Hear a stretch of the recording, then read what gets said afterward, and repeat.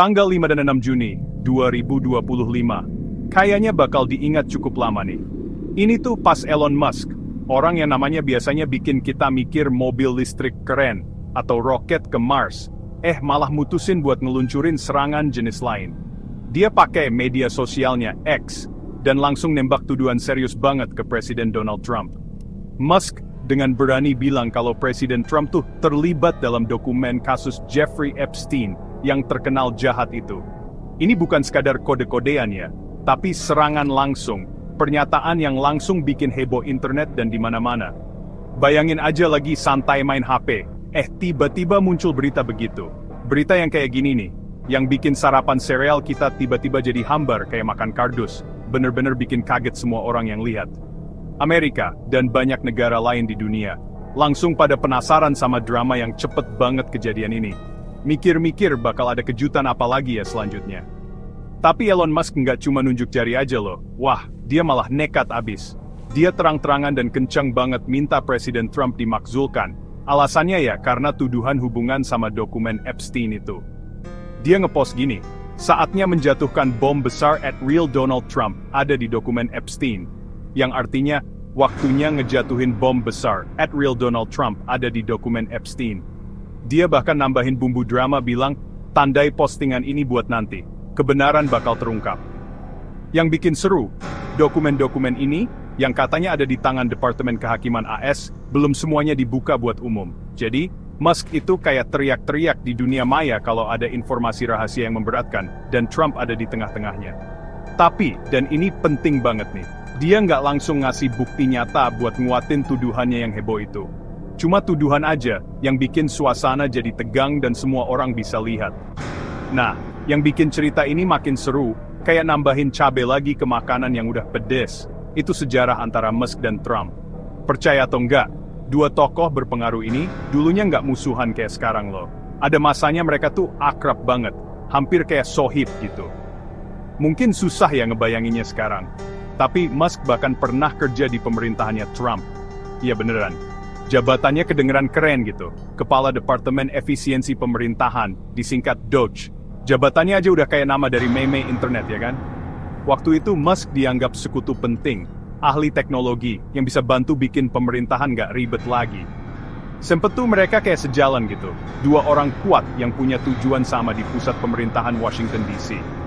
Terus, apa sih yang bikin hubungan yang tadinya kelihatan bagus, ini jadi rusak? Ya, kayak biasa kejadian sama hubungan orang-orang penting di politik, akhirnya jadi runyam juga. Titik baliknya kayaknya pas Musk ngeritik pedes banget dan terang-terangan soal RUU andalannya Presiden Trump, yang disebut One Big Beautiful Bill. Musk nggak nahan-nahan sama sekali pas ngasih penilaian. Dia terang-terangan bilang RUU itu boros dan tidak efisien. Yang artinya buang-buang duit dan nggak guna. Dan katanya sih di tempat lain, dia bahkan bilang itu menjijikan banget. Itu kata-kata kasar loh, bahkan buat seorang Musk. Presiden Trump, yang kita tahu nggak suka diam aja kalau dikritik, bales juga. Dia ngancam mau nyabut subsidi penting dari pemerintah dan batalin kontrak-kontrak berharga sama perusahaan utamanya Musk, Tesla, dan SpaceX. Intinya Trump kayak ngasih pesan, kalau kamu nyerang RUU saya bakal serang bisnismu. Keributan di depan umum ini jadi awal mula dari perseteruan panas yang sekarang terjadi. Elon Musk milih arena favoritnya, yaitu X platform yang dulu namanya Twitter yang luas dan sering gak stabil, itu buat ngeluarin tuduhan-tuduhan panas ini ke Presiden Trump. Ini emang tempat dia biasa nongkrong, tempat dia sering ngasih unek-uneknya tanpa filter, kadang bikin fans beratnya seneng banget, tapi kadang juga bikin bingung, atau malah jadi kacau balau. Nah, kejadian yang satu ini sih jelas banget condong ke arah yang bikin kacau. Dia ngelontarin tuduhan gede banget soal dugaan keterlibatan Trump di kasus Epstein. Tapi ini nih bagian pentingnya. Dia ngomong gitu, tanpa langsung ngasih bukti nyata yang bisa dicek kebenarannya. Ini kayak teriak kenceng.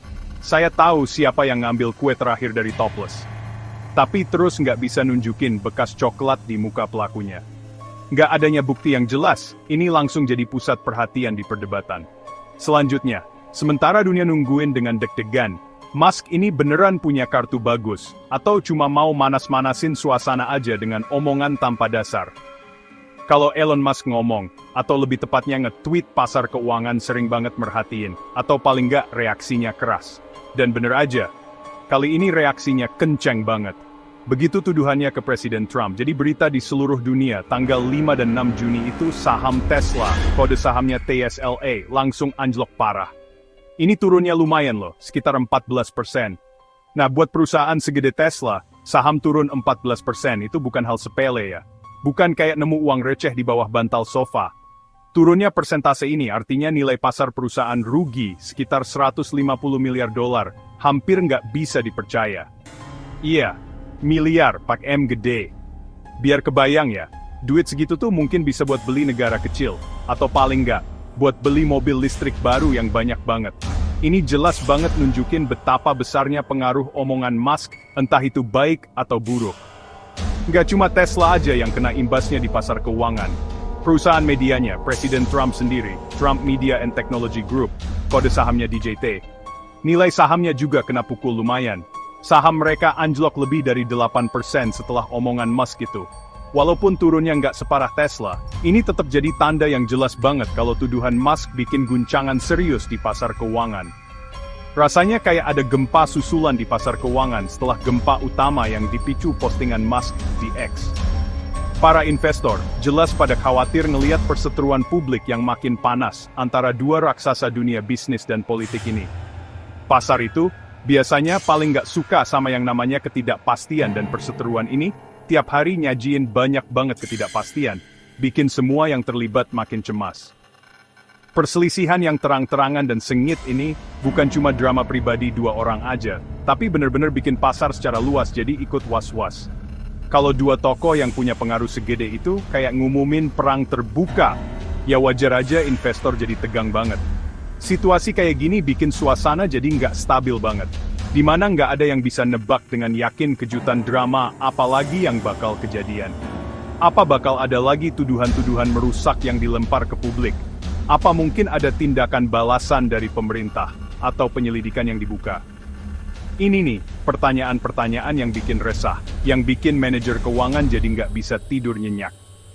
Seluruh kejadian ini bener-bener nunjukin seberapa cepet perang kata-kata yang sengit, apalagi yang disebarin ke seluruh dunia lewat media sosial, bisa jadi dampak ekonomi yang nyata, dan sakit banget.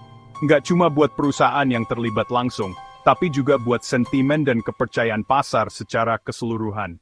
Seruan Elon Musk yang mengejutkan buat memakzulkan Presiden Trump, yang jelas-jelas dikaitin sama dokumen Epstein yang misterius itu, nggak bisa dipungkiri bikin kalangan politik di Washington DC jadi heboh dan banyak spekulasi. Di pihak Demokrat, beberapa politisi langsung ngelihat ini sebagai peluang, kesempatan buat neken. Mereka mulai kencengin suara minta transparansi soal dokumen Epstein, mendesak supaya semuanya dibuka. Buat Demokrat, ini kesempatan buat ngasih sorotan baru ke pemerintah Trump dan ngungkit lagi skandal yang bikin resah, yang udah lama jadi bayang-bayang gelap di omongan publik. Bom dari Musk ini, meskipun belum ada bukti pendukung yang langsung keluar, berhasil nyalain lagi isu yang sensitif dan kontroversial banget.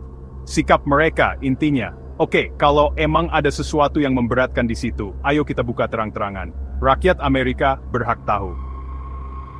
Perkembangan ini nambahin lapisan kerumitan baru yang menarik ke situasi politik Amerika Serikat yang udah terbelah banget.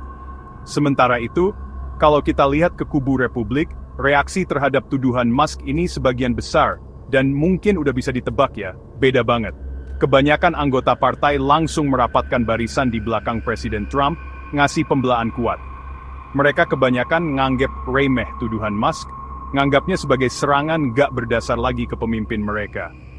Ada yang bilang tuduhan itu ada motif politiknya, serangan terencana, sementara yang lain nyalahin kebiasaan Musk yang emang suka nggak ketebak dan kadang aneh.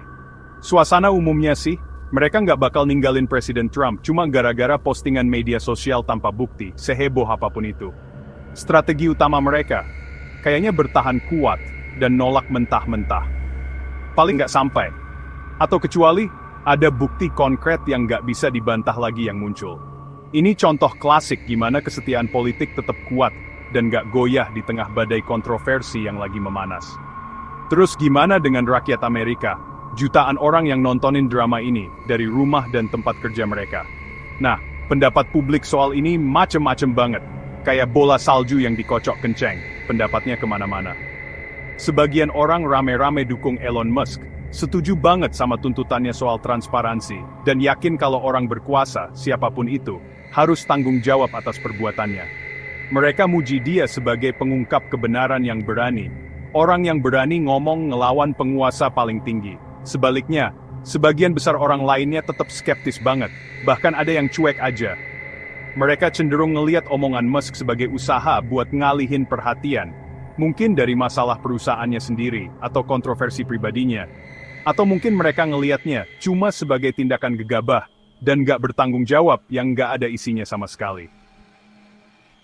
Media sosial udah bisa ditebak. Jadi medan perang digital, tempat pandangan-pandangan yang beda banget ini berantem. Tagar jadi trending dan banyak banget orang jadi detektif dadakan. Semua coba mecahin kebenaran di baliknya. Kisah yang seru sekaligus bikin resah. Ini bukan cuma urusan dalam negeri Amerika aja. Tapi cepet banget jadi berita utama dan bahan omongan di seluruh dunia. Media internasional ngasih liputan luas dan terus-menerus soal perseteruan Musk dan Trump yang makin panas ini. Banyak komentator senior dan kantor berita bilang ini salah satu konfrontasi politik paling dramatis yang pernah ada dalam sejarah AS modern. Dan mengingat sejarah politik Amerika yang penuh warna, itu pernyataan yang lumayan loh. Beberapa analis bahkan lebih jauh lagi, nyebut situasi ini sebagai perang terbuka. Istilah Indonesia yang artinya open war, antara dua tokoh paling kuat dan berpengaruh di planet ini. Satu dari dunia bisnis dan teknologi. Satunya lagi dari puncak kekuasaan politik. Ini jenis cerita yang punya semua unsur drama film laris, kekuasaan besar, kekayaan melimpah, skandal yang gak hilang-hilang, dan rasa gak pasti yang bikin resah di mana-mana. Dunia nonton, antara penasaran dan mungkin sedikit khawatir, soal apa arti bentrokan berisiko tinggi ini buat kestabilan Amerika, dan perannya di panggung dunia. Penting banget buat kita lihat juga konteks yang lebih luas soal Jeffrey Epstein dan hubungan masa lalu apapun dengan Donald Trump. Ada bukti foto yang nunjukin Trump sama Epstein di tahun-tahun lalu. Dan ada catatannya juga, kalau Trump pernah beberapa kali naik jet pribadi Epstein. Meskipun Presiden Trump selalu ngebantah keras kalau dia tahu atau terlibat dalam kegiatan kriminal Epstein yang jahat itu, hubungan masa lalu ini pasti muncul lagi tiap kali nama Epstein disebut. Yang perlu dicatat, di wawancara tahun 2002 sama New York Magazine, Trump nyebut Epstein sebagai orang yang hebat. Nambahin lagi kerumitan cerita ini, waktu kampanye presiden sebelumnya, Trump sebenarnya pernah janji di depan umum, bakal ngerilis semua dokumen pemerintah soal Jeffrey Epstein, kalau dia kepilih lagi. Tapi, sampai tanggal ini, 6 Juni 2025, dokumen-dokumen itu belum juga dirilis ke publik. Fakta yang justru bikin spekulasi dan kecurigaan makin kuat, pas Musk tiba-tiba ngungkit lagi masalah ini dengan tuduhan langsungnya. Latar belakang yang udah ada ini, bikin tuduhan Musk jadi makin kuat dan mancing emosi. Ini tentu aja bawa kita ke satu poin yang penting banget, pentingnya bukti, yang nggak bisa ditawar-tawar lagi. Kalau orang yang jangkauan dan pengaruhnya sedunia, kayak Elon Musk, bikin tuduhan seserius itu ke Presiden Amerika Serikat yang lagi menjabat, ini bukan lagi sekadar gosip biasa, atau obrolan iseng. Ini pernyataan-pernyataan yang bisa punya dampak gede banget dan luas, bisa ngeguncang institusi, dan ngaruh ke kehidupan orang banyak. Sampai hari ini, 6 Juni 2025, belum ada bukti kuat yang bisa diverifikasi secara independen yang dikasih Elon Musk ke publik, buat nguatin tuduhan spesifik dan seriusnya ke Presiden Trump soal dokumen Epstein. Tanpa bukti kayak gitu. Tuduhan, sekeras atau sesering apapun diucapin, ya tetap aja cuma tuduhan. Dan di pengadilan opini publik, apalagi di proses hukum resmi atau pemakzulan, bukti yang nggak bisa dibantah, itu dasar buat nentuin kebenaran, atau dasar buat tuduhan itu akhirnya runtuh dan gugur. Orang-orang kayak Elon Musk, dan juga Presiden Donald Trump sendiri, punya kekuatan komunikasi yang gede banget. Kata-kata mereka, entah diketik atau diucapin, bisa nyampe ke jutaan, bahkan miliaran orang di seluruh dunia, dalam hitungan detik. Ini bukan kayak teriak-teriak ngasih pendapat di halaman belakang rumah sendiri ya. Ini kayak punya toa global yang jangkauannya nggak ada tandingannya. Dengan kekuatan sebesar itu, datang juga tanggung jawab yang sama besarnya dan pentingnya. Asal ngelempar tuduhan tanpa bukti, Apalagi yang jelas-jelas bisa bikin politik nggak stabil, ngeguncang ekonomi, atau mecah belah bangsa, itu permainan yang bahaya banget. Ini pasti munculin pertanyaan serius dan mendesak soal etika yang seharusnya ngatur komunikasi publik buat tokoh-tokoh berpengaruh ini. Apa mereka gunain platform mereka yang luas itu dengan tanggung jawab, mikirin akibatnya? Atau mungkin mereka cuma nambahin bensin ke api yang udah nyala gede, karena alasan yang cuma mereka sendiri yang tahu? Ini pertanyaan penting yang harus kita semua renungin.